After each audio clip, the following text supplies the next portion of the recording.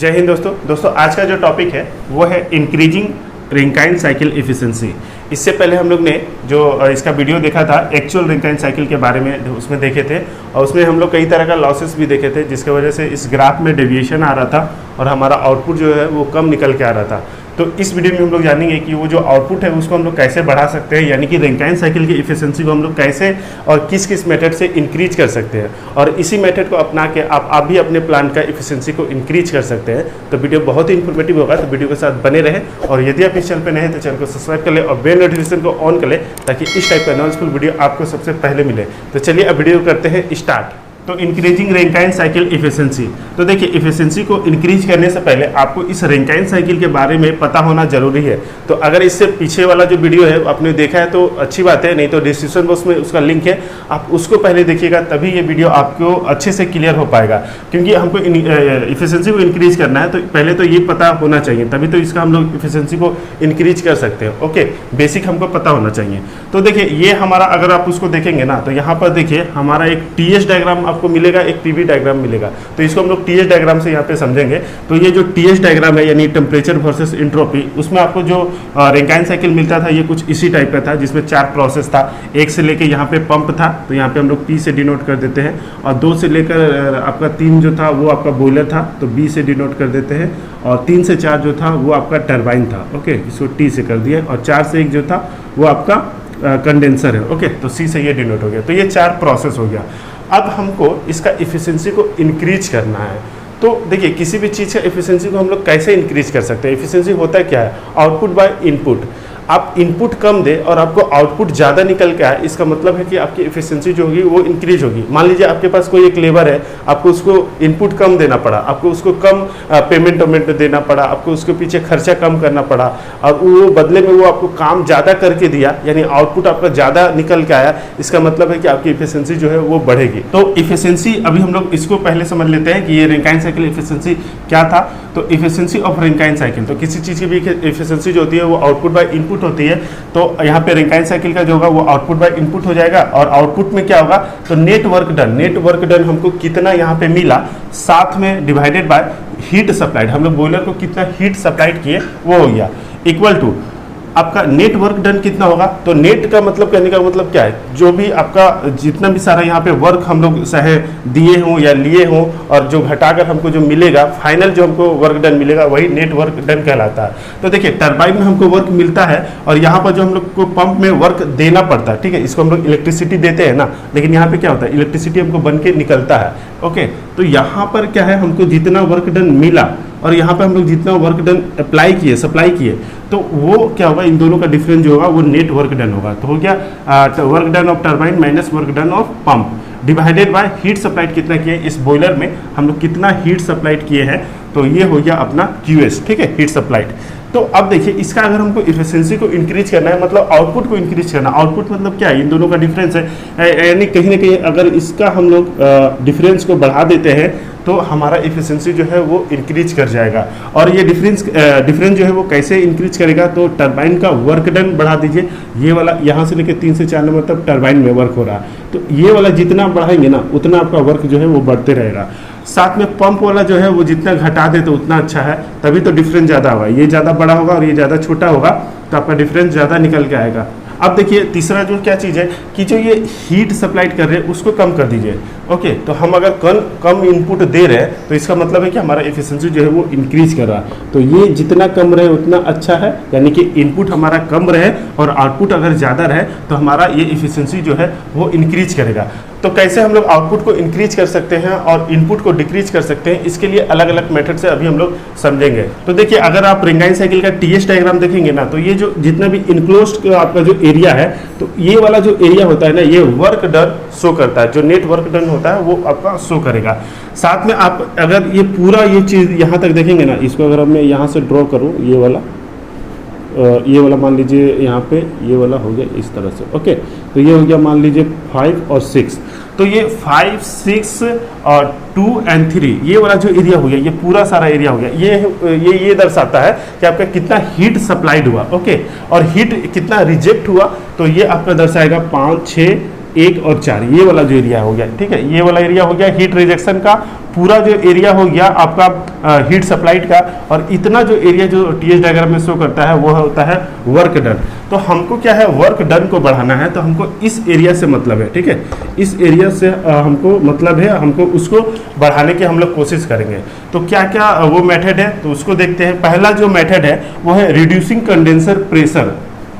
तो हम लोग क्या करेंगे, ये वाला जो होता है ना, ये वाला कंडेंसर प्रेशर का लाइन है, तो इसको हम लोग क्या करेंगे और रिड्यूस कर देंगे और इसको नीचे कर देंगे, तो वो एरिया बढ़ जाएगा। अभी देखिए ये यहाँ पे था, अब हम लोग क्या करते हैं, इसको यहाँ पे कर देते हैं इस तरह से। तो ये क्या होगा, ये यहाँ पे आपका जो है उसका कंडेंसर का प्रेशर कम हुआ, कंडेंसर का प्रेशर कम हुआ तो क्या हुआ, आपका एरिया ये बढ़ गया, मतलब वर्क डन, आपका जो नेट वर्क डन मिलेगा वो आपको ज़्यादा मिलेगा। लेकिन हर चीज़ का एक लिमिटेशन होता है। हम डिक्रीज तो कर दिए, एफिशिएंसी भी बढ़ गया, अच्छी बात है, लेकिन बहुत ज़्यादा कम कर देना वो कहीं ना कहीं आपके लिए नुकसानदायक भी होता है, क्योंकि हर एक चीज़ का ना एक लिमिट होता है। मान लीजिए हमको खाना खाने से एनर्जी मिलता है, तो इसका मतलब ये ना कि हम पूरा एकदम खाया जाए। बहुत कम खाना वो भी प्रॉब्लम है, बहुत ज़्यादा खाना वो भी प्रॉब्लम है। तो हर चीज़ का एक लिमिटेशन है। जैसे आप किसी मॉल में गए, आपको अपने बजट और सुविधा के अनुसार आपको खरीदारी करना है, ठीक है, आप वही, हम लोग वही करते भी हैं। हमको बजट भी देखना है कि बहुत ज़्यादा हाई रेंज में ना जाए और बहुत ज़्यादा लो में ना जाए। लो में अगर हम जाएंगे तो क्या प्रॉब्लम होगा, कहीं ना कहीं हमारी क्वालिटी ख़राब होगी, और दूसरी जो अगर हाई रेंज में जाएगा तो हमारा बजट ख़राब है। तो कहीं ना कहीं हम बहुत चीज़ें हाई भी नहीं कर सकते और बहुत चीज़ लो भी नहीं कर सकते। रैंकाइन साइकिल में भी वही चीज़ है कि कंडेंसर जो हमारा प्रेशर है उसको हम लोग बहुत ज़्यादा रिड्यूस भी नहीं कर सकते। देखिए रिड्यूस करने से क्या प्रॉब्लम होगा, ये हम लोग ये रिड्यूस किए तो हमारा एरिया तो बढ़ गया, वर्क डन बढ़ गया, लेकिन क्या है यहाँ पर जब ये आएगा, ये हमारा जो टरबाइन में एक्सपेंशन हो रहा है स्टीम का, तो ये क्या होगा, ये आपका एक्सपेंशन जो होगा आखिरी स्टेज तक यहाँ पर होगा, मतलब टरबाइन का जो आखिरी जो ब्लेड होगा वो वहाँ पर आपका वो वेपर लाइन चला जाएगा। ये वाला जो रीजन है ये क्या कहलाता है, लिक्विड प्लस वेपर, मतलब यहाँ पे जो स्टीम होगा ना उसमें वेपर भी होगा, लिक्विड भी होगा, ठीक है, तो दोनों का मिक्सचर होगा। तो अगर मिक्सचर वहाँ पे रहेगा तो क्या करेगा, वो कहीं ना कहीं टरबाइन प्लेट को इफेक्ट करेगा, उसको कोरोजन करेगा, तो एट द लास्ट हमारा जो है टरबाइन प्लेट इफेक्टेड होगा। तो हमारा एफिशिएंसी को तो इंक्रीज करना है, लेकिन अपना इक्विपमेंट को भी देखना है कि वो भी डैमेज ना हो, वो भी सही सलामत रहे। ओके, तो ये हो गया हमारा कंडेंसर प्रेशर को रिड्यूस करके हम लोग इफिशिएंसी को बढ़ा सकते हैं। तो जितना पॉसिबल है उतना हम लोग अगर कम रखें तो उतना हमारा इफिशिएंसी जो है वो इंक्रीज करेगा। दूसरा क्या है कि super heating the steam temperature. अब देखिए ये वाला क्या है, ये वाला पॉइंट जो है वो सुपर हीटेड है। देखिए अगर आपको ये नहीं समझ में आ रहा कि कौन सा लाइन क्या है, जैसे ये वाला सुपर हीटेड लाइन है, ओके, इस रीजन को हम लोग स्टीम रीजन बोलते हैं, इसको वाटर रीजन बोलते हैं, ये अपना क्रिटिकल पॉइंट है, ये सेचुरेटेड वाटर लाइन है, ये सेचुरेटेड वेपर लाइन है। अगर ये क्लियर नहीं हो रहा तो इससे पहले एक स्टीम फॉर्मेशन का वीडियो है, आप उसको देखिएगा, आपका सारा चीज़ क्लियर हो जाएगा कि ये बीच में लिक्विड प्लस वेपर कैसे आया, ये ग्राफ कैसे बना, ये भी आपका बहुत ही अच्छे से क्लियर हो जाएगा। तो प्लीज़ आप उसको देख लीजिएगा, बहुत ही आसान है और बहुत ही ईजी से ये भी आपको क्लियर हो जाएगा। ओके, तो नेक्स्ट हमारा था super heating the steam temperature. अब देखिए ये जो हमारे यहाँ पर सुपर हीटेड था ना, अब इसको हम लोग और इंक्रीज कर देते हैं। तो इंक्रीज कर देंगे तो कहाँ आएगा, यहाँ पे आएगा, ठीक है, तो इंक्रीज तो कर देंगे, कोई दिक्कत नहीं है, लेकिन यहाँ पर हमको जब हम इसको सुपर हीट करेंगे तो कहीं ना कहीं हमको सुपर हीट करने के लिए हमको खर्च ज़्यादा करना पड़ेगा, कोयला ज़्यादा देना पड़ेगा, यानी हीट उसको ज़्यादा सप्लाई करेगा। तो एक तरह से क्या है, वो भी हमारे लिए नुकसान है। साथ में ये हमारा क्या है कि क्योंकि देखिए यहाँ पर हमारा क्या है कि हीट सप्लाइड हमको कम देना है, तो हीट सप्लाइड यहाँ पे बढ़ जा रहा मतलब कोयले का खर्चा बढ़ रहा, तो कोयले का खर्चा बढ़ रहा मतलब कहीं ना कहीं वो हमारे एफिशिएंसी को डिक्रीज करेगा। साथ में क्या होगा कि यहाँ पर क्या था, ये यहाँ पे ड्राई सेचुरेटेड फॉर्म में था, जस्ट ये लिक्विड फॉर्म में जाने ही वाला था जब कंडेंसर में जाएगा तो, लेकिन यहाँ पर कंडेंसर में जाने से पहले ही आपका क्या है कि देखिए ये आपका सुपर हीटेड फॉर्म में है, तो वो कहीं ना कहीं वो आपका जो है वैक्यूम जो है वो उसको कंडेंसर का जो वैक्यूम है वो उसको ड्रॉप करेगा।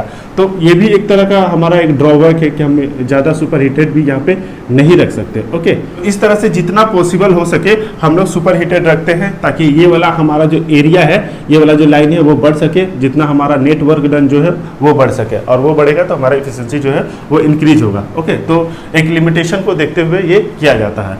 नेक्स्ट जो है 3 नंबर आपका रेज द बॉयलर प्रेशर।